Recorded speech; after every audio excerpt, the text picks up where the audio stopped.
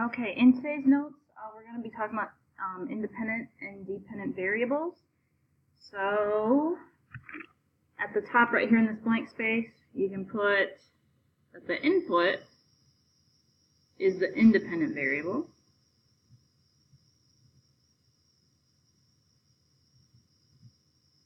And the output is the dependent variable.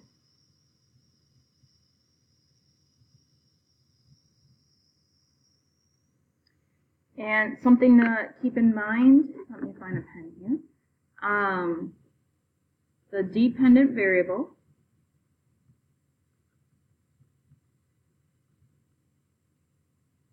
depends on the independent variable.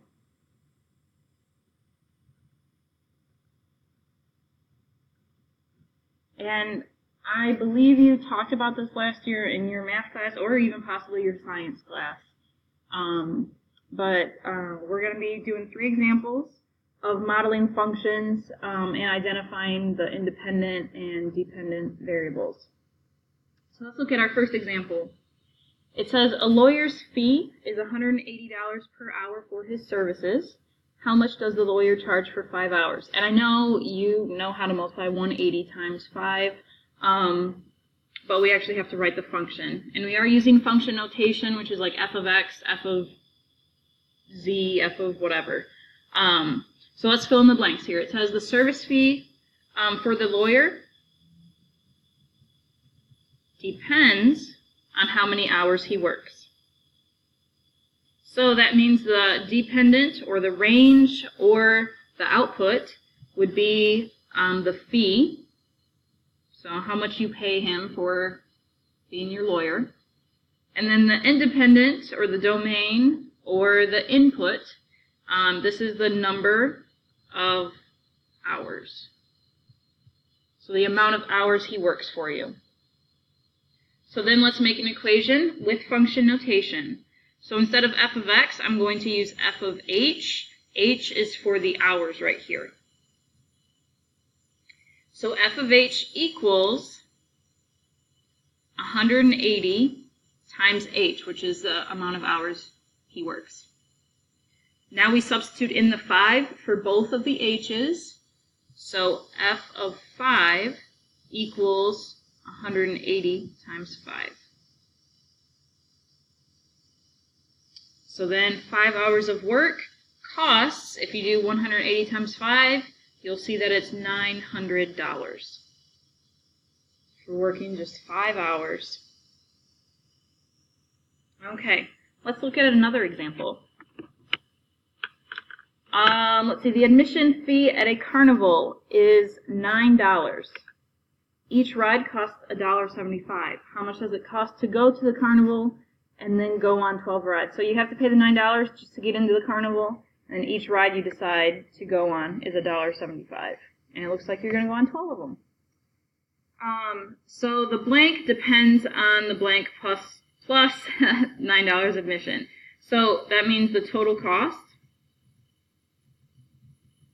depends on the number of rides that you go on, plus the $9 admission. So the total cost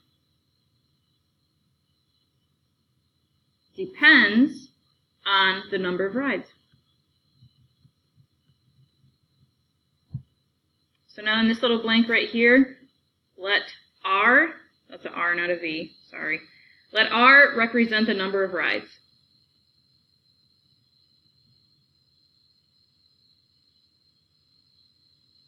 So the function for the total cost becomes, now instead of f of x, we're going to use f of R equals, and then we already paid that $9, and then plus $1.75 for each ride. You could also have 1.75 R equals 9. Let me scoot this up. Now substitute in R equals 12 for the 12 rides. So that means it will be f of 12 equals 9 plus 1.75 times 12. And 1.75 times 12 is 21. 21 plus 9 is 30. So it costs $30 to go to the carnival on 12 rides. Okay, one more on this side. Kate earns $7.50 per hour. How much money will she earn after working 8 hours? So her ending will depend on the number of hours she works. So number of hours worked.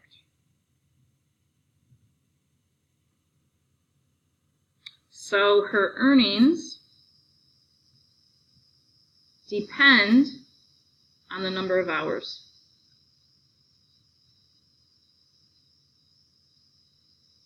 And now let's make an equation. So I'm going to use f of h for hours. So f of h equals 7.5 or 7.50 h.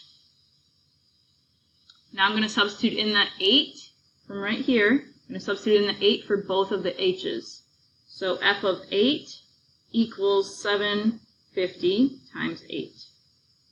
750 times 8 is 60. So Kate will earn $60 for working 8 hours.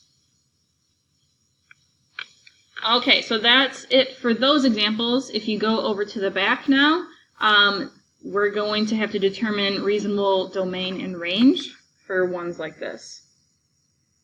Okay, so Manuel has already sold $20 worth of tickets to the school play. He has 4 tickets left to sell at $2.50 per ticket. Write a function for the total amount collected from ticket sales. So, we're going to let T equal the number of tickets. Then our function becomes f of t equals, now I've already sold, or he's already sold $20, so that's $20 plus $2.50 for all the other tickets that he has. He has only 4 tickets to sell, so that means our domain is going to be 0, 1, 2, 3, or 4. That's the only amount of tickets he can sell. He can sell none of them. He can sell 1, 2, 3, or 4 of them. He cannot sell 5 of them. He cannot sell 10 of them. There are not that many to sell. So that's how we determine that domain on there. He only has 4 tickets to sell. He can sell between 0 and 4. Now, to find the possible range, you plug in these values into our function and write those numbers down. So if I plug in 0 right here, that would be, I'll write it over here. So f of 0 would be 20 plus 2.5 times 0. That's 0, so that would be 20. So our first number in our range would be 20. F of 1 would be 20 plus 2.5 times 1, and that would be 2250. Sorry, you kind of have to write small. And then f of 2 would be 20 plus 2.5 times 2, which is 25. F of 3 is 20 plus 2.5 times 3, and that's going to be 2750. And f of 4 is 20 plus 2.5 times 4, which is 30. So there's our possible range. Okay, let's do another one like that.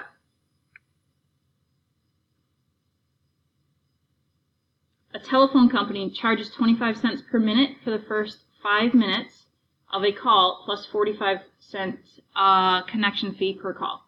Write a function for the total cost in dollars of making a call. So M is going to be the number of minutes.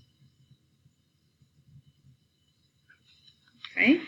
So that means our function will be f of m equals, I already am charged that 45 cents for the connection fee, plus 0.25 m. That's 25 cents per minute for the first 5 minutes.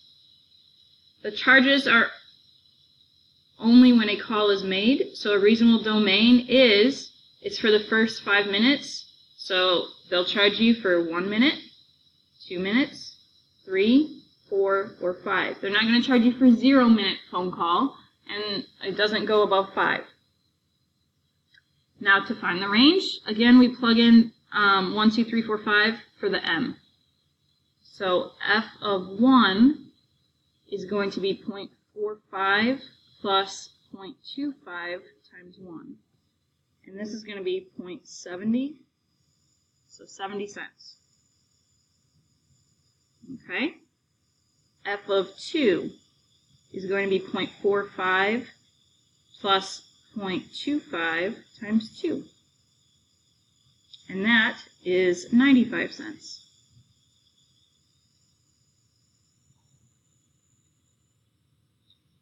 F of 3 is 0.45 plus 0.25 times 3, and that is $1.20.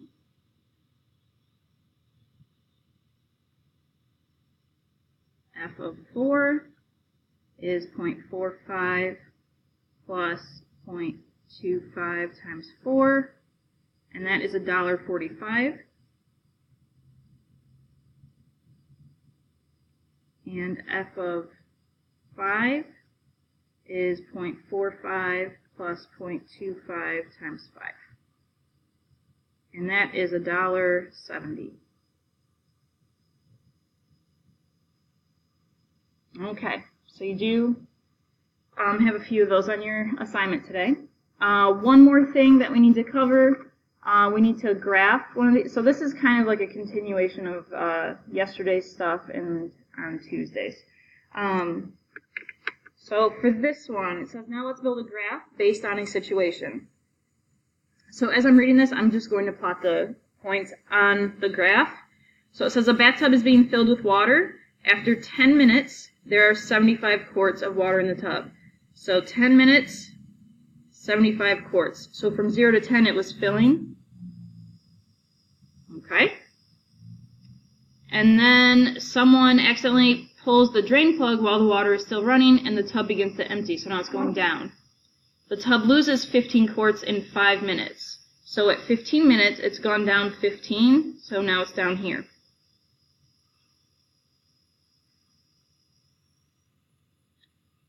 And then someone plugs the drain, and the tub fills for, we're going to say that's 5 minutes, just to keep things simple. So this is 5, if you can read that. So it goes up 5 minutes, another 45 quarts of water. So at 20, it's 1, 2, up here.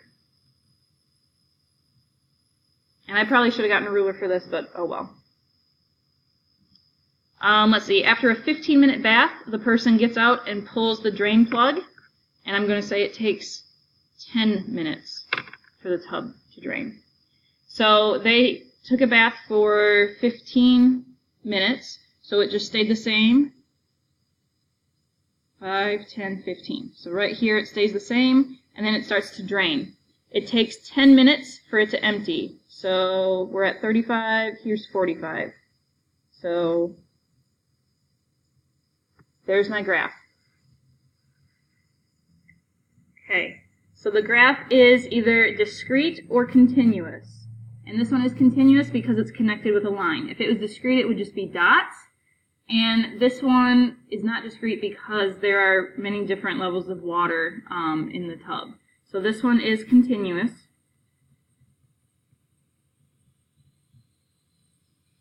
The domain are all the x values.